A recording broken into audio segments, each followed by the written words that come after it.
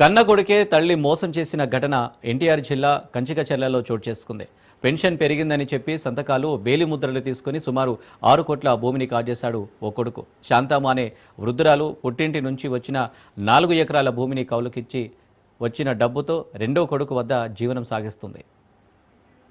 ఒకరోజు ఇంటిలో ఎవరు లేని సమయంలో గుర్తు తెలియని వ్యక్తులు వచ్చి పెన్షన్ పెరిగిందనే వృద్ధురాలితో ల్యాప్టాప్లో వేలిముద్రలు తీసుకున్నారు. పత్రాలపై సంతకాలు తీసుకున్నారు. పెద్ద కుమారుడి కొడుకు రమేష్ పేరున రిజిస్ట్రేషన్ శాఖ అధికారులతో కుమ్మక్కై తన 4 ఎకరాల భూమిని రిజిస్ట్రేషన్ చేయించుకున్నారని వృద్ధురాలు ఆవేదన వ్యక్తం చేసింది.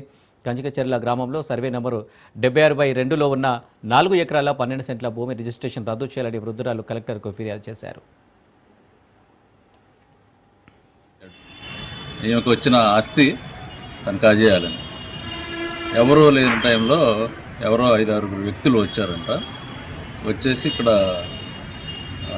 మీ పెన్షన్ వెరిఫికేషన్కి వచ్చాము, మీకు ఓల్డ్ ఏజ్లో ఇంకొక ఇప్పుడు ఇచ్చే 4,000 కాకుండా ఇంకో 2,000 అదనంగా మీకు డిసీజ్ కూడా ఉంది కాబట్టి నడవలేకపోతున్నారు కాబట్టి 6,000 వస్తుంది కనుక మీరు కొంచెం సంతకాలు వేలిముద్రలు వేయండి, వేస్తే మేము పంపిస్తాము, అధికారులకి పంపించి మీకు వచ్చేటట్టు చేస్తామని.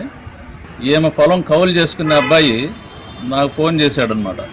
కౌలు కార్డు రాయించుకోవాలండి, దానికి కావాలంటే మీ ఇది కావాలి కదా, మీ అమ్మగారి రికార్డు అని ఆ అబ్బాయి ఆన్లైన్లో చూసి మీ అమ్మగారి పేరున రికార్డు తొలగించేశారండి, ఎక్కడ కనిపించట్లేదు అని నాకు ఫోన్ చేశాడు.